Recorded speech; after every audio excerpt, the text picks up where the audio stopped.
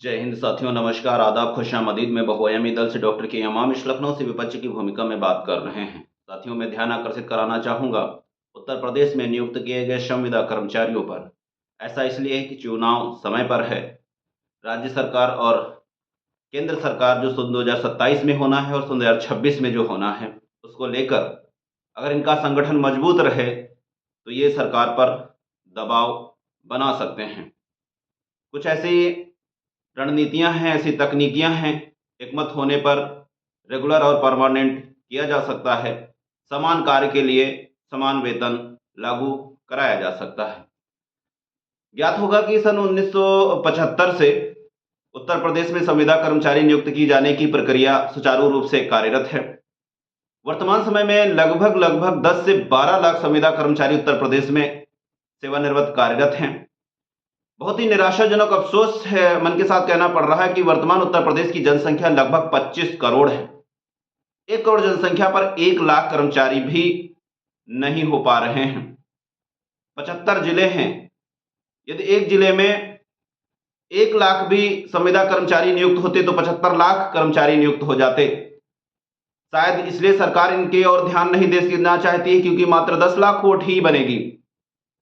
ऐसे में चिंतन मनन करना चाहिए कि जो 10 लाख कर्मचारी उनमें से 1.5 से 2 लाख तो शिक्षा मित्र हैं, 1 लाख के आसपास तो बिजली कर्मचारी हैं और 10 से 20 हजार जो है होमगार्ड हैं और लगभग 27 से 30 हजार जो है शिक्षा जो अनुदेशक शिक्षक हैं उसके तौर पर हैं और वगैरह वगैरह बहुत सारे।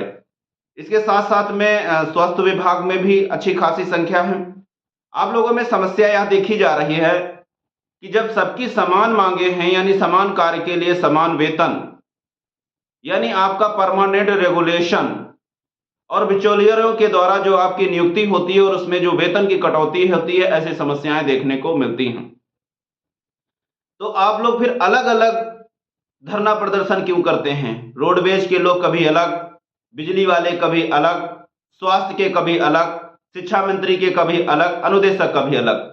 जब समान मांगे हैं तो सबको समान मंच पे आना चाहिए, यह आपकी पहली गलती है। दूसरा ये, यदि आप शिक्षक हैं तो आप साबित करें कि हमारे पास उत्तम रणनीति बनाने की बुद्धि है। तीसरा ये, यदि आप जमीन पर जाकर बिजली विभाग की तरफ से कार्यकुशलता कर सकते हैं तो आप यह साबित करें कि भागा दौड़ी का हमारे अंदर पोटेंशियल है।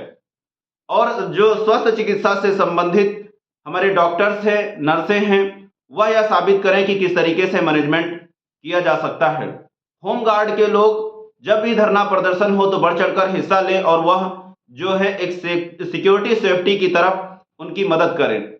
और जो लोग इन संगठन को चला रहे हैं वो ऐसी मुद्दों को निकालें, ऐसी चीजों को निकालें जिससे एक बढ़िया पिटीशन रेट फाइल की जा सके और सरकार पर दबाव बना जा सके। यानी एकमत होकर सरकार पर दबाव बनाया जा सकता है यदि आप एक मंच पर हों। इसके कई उदाहरण हैं। पंजाब सरकार ने परमानेंट किया, कर्नाटक सरकार ने परमानेंट किया और तो और पड़ोसी राज्य उत्तराखंड ने भी कुछ ऐसे केसेस मिले हैं कोर्ट की तरफ से जिसमें परमानेंट किया। फिर आप लोगों को क्यों नहीं? आपकी आलोचना होती है कि आपकी क्वालिटी कार्य करने की ठीक नहीं है, आप अपनी क्वालिटी को ठीक करें। और जिस तरीके से जनमत का होना बहुत आवश्यक है, यानी ग्रामीण जनता, लोकल वोटर्स आपके साथ सहमति होने, ऐसे संगठन, संस्थाओं, राजनीतिक दलों को चुने, जैसे कि मैं स्वयं बहुआयामी दल, इस तरीके से अन्य मिल जाएंगे जो आपके सपोर्ट और सहयोग के लिए समय समय पर ज्ञापन प्रेषित करते हैं। न सिर्फ ज्ञापन प्रेषित करते हैं, वीडियो बनाकर समाज में जागरूकता फैलाते हैं, न सिर्फ जागरूकता फैलाते हैं जबकि सरकार पर दबाव बनाने का कार्य करते हैं। ऐसे संगठनों को अपने धरना प्रदर्शन स्थलों पर बुलाएं, उनका सपोर्ट लें, उनको सुझाव दें और उनका सुझाव लें। वह दिन दूर नहीं जब योगी सरकार को जो है जितने भी आपके संविदा कर्मचारी उनको परमानेंट करना पड़ेगा। आप ऐसी आलोचना करें जैसे सरकार ने समाजवादी पार्टी के समय जो संविदा कर्मचारी नियुक्त हुए थे, उसके बाद जब योगी सरकार आ गई थी तब जो है जो समाजवादी की तरफ से वेतन दिया गया था बढ़ाकर, योगी सरकार ने उसकी कटौती कर ली, उस पर आवाज उठाएं। ठीक इसी प्रकार योगी सरकार ने एक निर्णय लिया कि जो है जितने भी होमगार्ड संविदा कर्मचारी पर हैं उनको निकाल दिया जाएगा, हटा दिया जाएगा।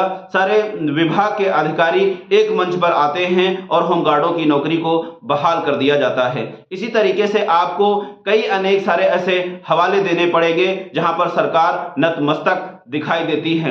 आज उत्तर प्रदेश में हर पंचायत पर एक संविदा कर्मचारी कंप्यूटर का काम करने के लिए रखा गया है। आप भी उनसे अपनी मदद ले सकते हैं। बहुआयामी दल सदैव तत्पर है आप लोगों की आवाज उठाने के लिए, आपके साथ कंधा से कंधा मिलाने के लिए। आप गूगल पर बहुआयामी दल या राष्ट्रीय अध्यक्ष के अमामिश डालकर जानकारी प्राप्त कर सकते हैं। हमारा सहयोग और सदैव आपके साथ रहेगा।